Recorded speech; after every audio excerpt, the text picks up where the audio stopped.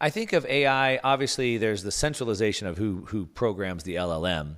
But I think of it also as decentralizing in a sense where I don't need a big company anymore. I could just work by myself with my laptop and do the work. And so, Sam Altman said that we might see the first single person billion-dollar company. So I think of it, there's both, right? The centralizing of the programming, but then it's decentralized in a sense it turns one big company into 100 or 1,000 companies, sort of a thing. On the programming side, I mean, we are seeing a pretty good movement towards decentralization there, so I'm pretty hopeful of that, at least. I'm an optimist as an entrepreneur. Zuckerberg seems to have taken that fight on, maybe just to spite OpenAI. Maybe he just decided to decentralize to take them out of a position. We don't know, but so we're seeing that. But yeah, back to sort of just kind of decentralizing that. What do you think about the blend, right? So these industrial or technological revolutions aren't just a single technology, but it's a cluster of these technologies, right? And so back to you rattled off a few of these clusters. When you look at like Bitcoin, right? So there's borderless, permissionless, censorship resistant, et cetera.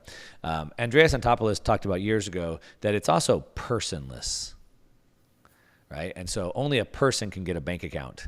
And of course, the banking system we have today also, prohibits or doesn't really allow for micropayments. But when you think about the, AI plus the robot, plus, whatever, autonomous cars, whatever, and then it being like personless ability to, have a wallet and transact, I mean, where does that take us? Yeah, I mean, we're starting to get into, all of this economic singularity parts of how much the world economy is going to change. But listen, you're going to see the next version of ChatGPT is probably going to be agentic. So what agents in AI mean is you're starting a business, Mark, you go onto Fiverr and say, hey, you build me a deck, you do me some brand design, you do me some copy, you pay these guys small amounts of money, they're agents. But AI can do agents now at scale and speed, and it'll create its own agents because AI is smart enough to build this stuff. So you get this multiple agent world where AI asks the agent to do something. So Mark now instead goes to ChatGPT 5 and says, hey, listen, I want to build a business that does X, Y, Z, and I'm going to need to get registered. I need to have my deck prepared, need blah, blah, blah. And ChatGPT will do it all using other agents.